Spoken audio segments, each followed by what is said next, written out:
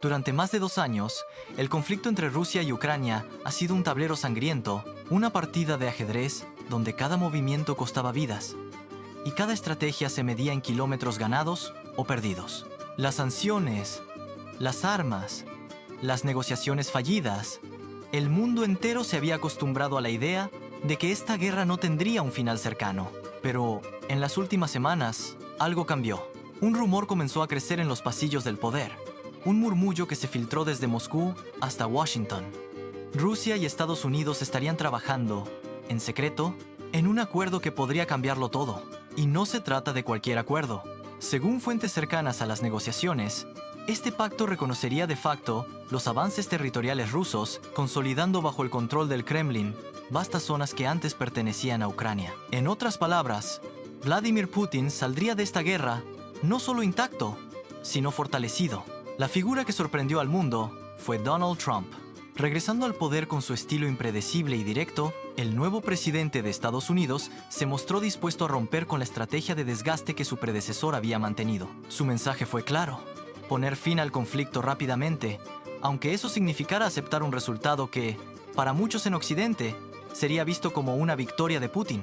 Para Ucrania, la noticia cayó como un jarro de agua helada. Después de años de resistencia feroz, de discursos heroicos y sacrificios indescriptibles, la posibilidad de que sus aliados más poderosos negociaran un acuerdo sobre sus cabezas era casi impensable. Pero el tiempo y la realidad geopolítica no estaban de su lado. La contraofensiva había fracasado, las reservas de municiones escaseaban y el cansancio de la guerra comenzaba a desgastar no solo a las tropas, sino a toda la nación. En las sombras, diplomáticos y asesores preparaban los borradores. No se trataba solo de poner fin a los combates, sino de reconfigurar el equilibrio global. Y si este acuerdo se concretaba, sería un golpe maestro en la carrera de Putin y una jugada arriesgada para Trump. Las filtraciones apuntan a que el acuerdo tendría 3 ejes principales: un alto, el fuego inmediato, el reconocimiento tácito de las fronteras actuales, dejando bajo control ruso regiones estratégicas como Donetsk, Lugansk, Zaporilla y Jersón, y un compromiso mutuo de no expandir la presencia militar de la OTAN más allá de las líneas actuales. Para Rusia, sería la confirmación de que la sangre derramada y el aislamiento internacional valieron la pena. Para Estados Unidos, una oportunidad de cerrar un capítulo que había drenado recursos y atención, en medio de crecientes tensiones con China y otras potencias emergentes. Pero este posible pacto no es solo un asunto de mapas y tratados, es un mensaje al mundo. La era en la que Occidente dictaba unilateralmente las reglas del juego podría estar llegando a su fin. En Moscú, la prensa estatal ya lo presenta como una derrota estratégica para Estados Unidos, incluso antes de que se firme nada. Occidente cede ante la firmeza rusa, titulan los noticieros, mientras Putin aparece en actos públicos con una sonrisa calculada, proyectando la imagen de un líder que resistió y venció. Antes de continuar, si te gusta este contenido, suscríbete y ayúdame a seguir contándote lo que otros no dicen. En Washington, la narrativa es otra. Trump defiende la idea como una solución pragmática, asegurando que su prioridad es evitar una tercera guerra mundial y poner a Estados Unidos primero. Sus partidarios lo ven como un negociador brillante que logró detener una guerra que amenazaba con escalar fuera de control. Sus detractores, en cambio, lo acusan de legitimar la agresión y traicionar a un aliado que confió en la protección occidental. En Kiev, el sentimiento es de amargura y traición. El presidente Zelensky enfrenta presiones internas y externas. Aceptar el acuerdo significaría admitir la pérdida permanente de territorios, pero rechazarlo podría aislar aún más a Ucrania y condenarla a una guerra interminable. Las calles, una vez llenas de carteles de victoria, ahora están marcadas por el silencio y la incertidumbre. El espíritu de resistencia sigue vivo, pero las opciones se reducen cada día que pasa. En las capitales europeas, el ambiente es tenso. Alemania y Francia, agotadas por el costo económico de las sanciones y la crisis energética que golpeó con fuerza durante los últimos inviernos, ven en el acuerdo una salida para estabilizar sus economías. Sin embargo, Polonia y los países bálticos lo consideran una rendición inaceptable que dejará a Europa más vulnerable frente a Moscú. En Bruselas, los debates se alargan hasta la madrugada, con diplomáticos conscientes de que cualquier decisión sentará un precedente histórico. Mientras tanto, en los pasillos del Kremlin, la sensación es de triunfo calculado. Putin sabe que no ha derrotado militarmente a todo Occidente, pero ha conseguido algo casi tan valioso: fracturar su unidad. Las imágenes de líderes europeos discutiendo entre sí, incapaces de presentar un frente común, son para Moscú una victoria propagandística. El mensaje que envía a otras potencias es claro: resistir a la presión occidental es posible y rentable. Pero detrás de las cámaras, no todo es celebración. Los asesores de Putin advierten que mantener el control de los territorios ocupados será costoso y que la población ucraniana en esas zonas podría seguir resistiendo de forma pasiva o incluso armada. La guerra convencional podría transformarse en una guerra de desgaste invisible, hecha de sabotajes, atentados y resistencia civil. En Estados Unidos, Trump enfrenta su propio laberinto.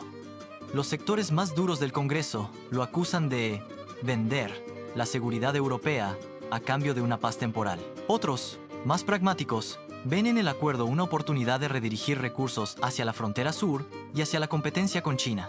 La prensa, dividida como nunca, amplifica el debate. Algunos lo comparan con acuerdos históricos que evitaron guerras devastadoras, otros lo pintan como el comienzo del declive definitivo de la influencia estadounidense. Y mientras las negociaciones secretas avanzan, una pregunta se abre paso entre analistas y ciudadanos. ¿Es este el principio de una paz duradera? ¿O simplemente la calma antes de la próxima tormenta? En Kiev, el ambiente es sombrío. El presidente ucraniano, bajo una presión política y social asfixiante, sabe que cualquier concesión territorial será vista como una traición por buena parte de su pueblo. Las calles de la capital están cubiertas de carteles que claman "ni un metro menos", mientras veteranos de guerra y familias de caídos organizan protestas frente al Parlamento. Sin embargo, las reservas militares están al límite. La ayuda extranjera llega con cuentagotas y la economía nacional se tambalea al borde del colapso. El equipo negociador ucraniano trabaja en silencio, buscando ganar tiempo mientras evalúan cómo encajar un eventual acuerdo sin que signifique el derrumbe del gobierno. Filtraciones calculadas a la prensa local intentan moldear la opinión pública. Se habla de pausa estratégica y de protección de vidas civiles, pero para muchos es un eufemismo para decir rendición parcial. En Moscú, los estrategas analizan otro frente: la narrativa internacional. La propaganda rusa presenta las conversaciones como una confirmación de que la operación especial logró sus objetivos. Los noticieros repiten imágenes de soldados ondeando banderas en ciudades ocupadas y mapas que muestran el nuevo orden territorial como irreversible.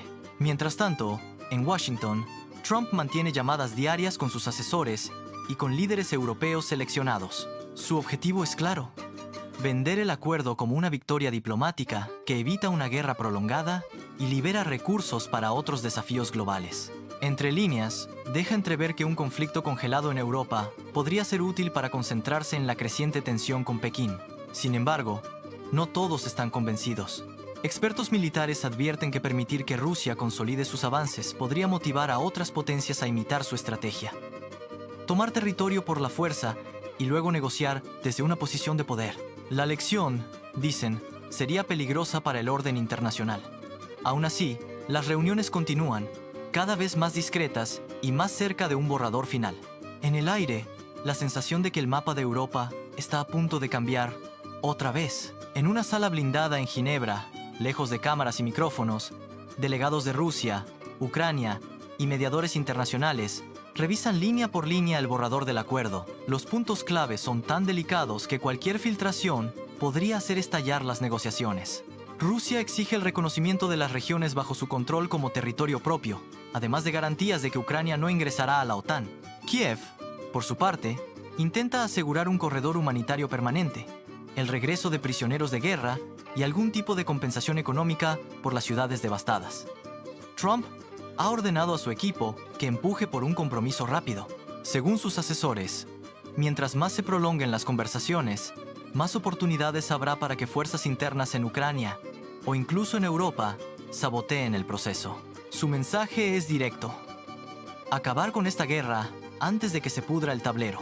Putin, consciente de que tiene la ventaja militar, juega con los tiempos. Acepta avances en el diálogo, pero introduce pequeñas pausas estratégicas, evaluando cada concesión como un general que mueve piezas en un ajedrez de sangre y diplomacia.